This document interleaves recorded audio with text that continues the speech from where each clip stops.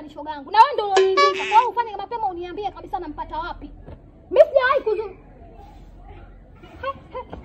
Samahani kwa kidogo nakupigia. Unafagia samia nani?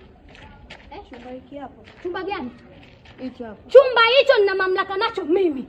Mimi ndo nimeachiwa majukumu ya vyumba vyote hapa. Wapangaji wote naangalia mimi. Chumba hiki mimi ndo ninaifagiaga. Ninapewa hela, ninafagiaga. Wewe nani tena sura ngeni? Kwa mpenzi wangu nimekuja kufagia, nimefanya usafi. Hapo shida ni nini dada? Kumbe mpenzi uniolewa, unanipendekeza. Ndio kileta. Mwanamke mzima kazi kuja kuziba riziki za watu tu. Watu mimi naishi mjini kwa kutegemea hela za wapangaji wenzangu, wote wananipa mimi nafanya usafi hapa tena mimi ndo naishi. Wewe tena hai bwanangu kakuoa. Kama kweli nimeamini, chizi sio lazima wakote makopo. Oh no. Dada unajielewa kweli? Sasa nisikilize hapo ufanye. Nipe ufanye. Wewe vipi? Wewe mwanzo nini tena?